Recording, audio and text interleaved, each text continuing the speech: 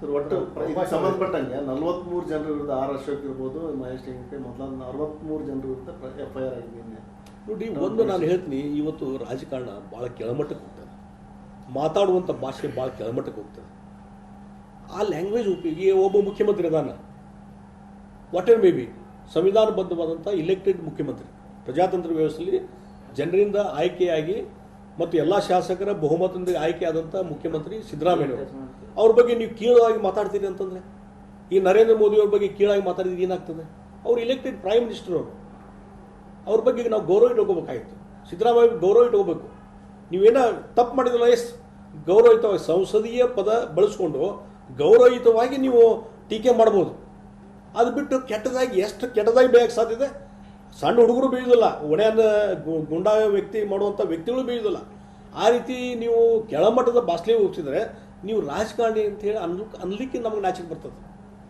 ಈಗ ಅದನ್ನು ಅಂಥ ಕೀಳುಮಟ್ಟದಾಗಿ ಭಾಷೆ ಬಳಕೆ ಮಾಡಿದಾಗ ಅದ್ರ ಬಗ್ಗೆ ಕಂಪ್ಲೇಂಟ್ ಕೊಟ್ಟರೆ ತಪ್ಪಿನಂತ ನಾ ಹೇಳೋದು. ಅದೇನು ದೊಡ್ಡ ಇಶ್ಯೂ ಅಲ್ಲ. ಸರಿ, ಅಯೋಧ್ಯೆ ತಮಗೇನಾದರೂ ಇನ್ವಿಟೇಷನ್ ಬಂತ ಹೇಗೆ ಅಂತ? ನಾ ಬಂದಿಲ್ಲ, ಇಲ್ಲಿ ಬಂದದಂತ ಇಲ್ಲಿ ಹೇಳಿಲ್ಲ. ಅಲ್ಲ, ನಾವು ಒಂದೇ ಹೇಳಿಲ್ಲ, ನಂಗೆ ನಿರೀಕ್ಷೆನೂ ಇಟ್ಕೊಂಡಿಲ್ಲ. ನನ್ನ ಜವಾಬ್ದಾರಿ ಏನಿದೆ ಅದು ಮಾಡಿದ್ದೀನಿ ಅಷ್ಟೇ, ನಾವು ನಿರೀಕ್ಷೆನೂ ಇಟ್ಕೊಂಡಿಲ್ಲ. ರಾಮ ಮಂದಿರಕ್ಕಾಗಿ ನೀವು ಒಂದ್ಸರಿ ಮಾಡಿದೀವಿಪ್ಪ. ಈಗ ಪೇಜಾವರ ಮಠ ಸ್ವಾಮಿಯವರು ಹೇಳ್ಬಿಟ್ರಲ್ಲ, ಯಾರ್ಯಾರು ಕಾಂಟ್ರಿಬ್ಯೂಷನ್ ಎಲ್ಲರಿಗೂ ಇನ್ವಿಟೇಷನ್ ಕಳಿಸ್ಬೇಕಂತೇನಿಲ್ಲ. ಅಲ್ಲಿ ಜಗಾನೂ ಇಲ್ಲ, ಅಲ್ಲಿ ನಿಜ, ಅದು ಫ್ಯಾಕ್ಟ್. ಅಲ್ಲಿ ಇಷ್ಟು ಮಂದಿ ಕರ್ಕೊಂಡೋಗಿ ಎಲ್ಲಿ ಕುಂದಿಸ್ತೀರಿ ನೀವು? ಮಾಜಿ ಮುಖ್ಯಮಂತ್ರಿಗಳು ಬರಬೇಕಿತ್ತು ನೋಡ್ರಿ, ಕಳಿಸಿಲ್ಲ ಅಷ್ಟೇ, ಬಂದಿಲ್ಲ. ಅಲ್ಲ ನೋಡ್ರಿ, ಮೊದಲಿಂದ ನಾನು ದೇವರು ಎಲ್ಲ ಕಡೆ ಇದ್ದಾವ ಅಂತ ಹೇಳೋ ನಾನು ವ್ಯಕ್ತಿ. ಇವತ್ತು ಬಸವಣ್ಣ ಏನು ಹೇಳಿದ್ರು, ಬಸವಣ್ಣವ್ರ ಫಾಲೋವರ್ ನಾನು. ಎನ್ನ ದೇಹವೇ ದೇಗಲ ಅಂತ ಹೇಳಿದಾರೆ ಅವರು. ನಮ್ಮ ದೇಹನ ದೇಗಲಿದ್ದಂಗೆ ಅಂತ ಹೇಳಿದಾರೆ ಅದು ಬಸವಣ್ಣವರು. ಅಂತ ನಂಬುವಂಥ ವ್ಯಕ್ತಿ ನಾನು. ಹೀಗಾಗಿ ಅದಕ್ಕೆ ಬಂದರೂ ಓಕೆ, ಬರಲಿ ಅಂದರೂ ಓಕೆ, ನಾನು ಭಾಳ ತಲೆ ಕೆಡಿಸ್ಕೊಂಡಿದ್ದೀನಿ. ಒಂದೆಡೆ ಬಂದರೆ ಸರ್ ಕರೆದ್ರೆ ನಾವು ಹೋಗ್ತೀವಿ. ನೋಡ್ರಿ, ರೇ ಅನ್ನುವಂಥದ್ದು ನಾನು ಇನ್ನೂ ಉತ್ತರ ಕೊಡೋದಿಲ್ಲ. ನಿಮಗೇನು ಮಾಹಿತಿ ಇದನ್ನು ಕಳಿಸ್ತಾರಂತ ಹೇಳ್ರಿ, ನಾವು ಹೇಳ್ತೀವಿ ಉತ್ತರ. 100% ಕಳಿಸ್ತಾರಂದ್ರೆ ಹೇಳಿ ಉತ್ತರ ಕೊಡ್ತೀನಿ ನಾನು. ನಿಮಗೆ ಬರ್ಬೋದು ಅಂತ ನಿರೀಕ್ಷೆ ಇತ್ತು, ಆದರೂ ಬಂದಿಲ್ಲ ಅಂತ. ಅದಕ್ಕೆ ನೀವು ಬಂದದ ನಿಮ್ಮ ಮಾಹಿತಿ ಇದ್ರೆ ಹೇಳ್ರಿ, ಅದಕ್ಕೆ ಉತ್ತರ ಕೊಡ್ತೀನಿ. ರಾಜಕೀಯ ಏನಾದರೂ ನಾ ಅದಕ್ಕೆ ರಾಜಕೀಯ ಮತ್ತೊಂದು ನಾ ಏನು ಕಮೆಂಟ್ ಮಾಡೋದು ಸರ್. ಬಂದಿಲ್ಲ ಹರಿಪ್ರಸಾದ್ ಅವರು ಹೇಳ್ತಾರೆ ಗೋದ್ರಹತ್ಯೆ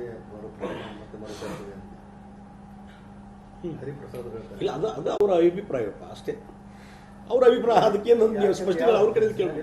ಅಂದ್ರೆ ಅವ್ರು ಹೇಳಿರೋ ಸಂದರ್ಭ ಮತ್ತು ಹೇಳಿರೋ ರೀತಿ ಗೋದ್ರಾ ಮಾದರಿಯ ಘಟನೆಗಳು ಬಹುಶಃ ಅವ್ರಿಗೆ ಏನ ಅನುಭವ ಇದೆ. ಹಿಂದೆ ಅವರು 7-8 ವರ್ಷ, ನನಗೆ ಇರುವಂಥ ಮಾಹಿತಿ ಪ್ರಕಾರ ಹರಿಪ್ರಸಾದ್ ಅವರು 7-8 ವರ್ಷ ಗುಜರಾತ್ನಲ್ಲಿ ಇನ್ಚಾರ್ಜ್ ಆಗಿ ಕೆಲಸ ಮಾಡಿದ್ದಾರೆ, ಕಾಂಗ್ರೆಸ್ ಇನ್ಚಾರ್ಜ್.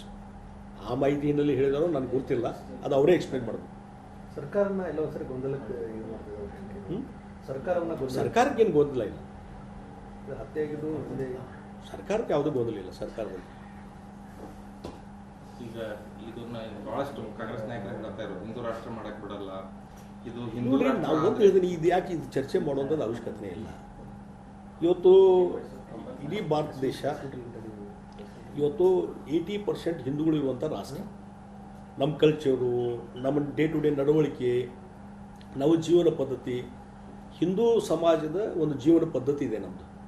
ಹೀಗಾಗಿ ಇವತ್ತು ಅದನ್ನು ಹೆಸರಲ್ಲಿ ಕರೀರಿ ಬಿಡ್ರಿ, ಇದು ಇವತ್ತು ನಮ್ಮ ಜೀವನ ಪದ್ಧತಿ ಹಿಂದೂ ವೇದೊಳಗೆ ಇದೆ. ಹೀಗಾಗಿ ಅದಕ್ಕೆ ವಿಶೇಷ ಅರ್ಥ ಕಲ್ಪನೆ ಮಾಡುವಂಥದ್ದು. ಈಗ ಹಿಂದೂ ರಾಷ್ಟ್ರನ ಮಾಡೋದಾಗಿದ್ದರೆ ಸಂವಿಧಾನದಲ್ಲಿ ಅದನ್ನು ಸೇರಿಸಬೇಕಾಗಿತ್ತಲ್ಲ ಮೊದಲೇ ಬಿಗಿನಿಂಗ್. Yes sir.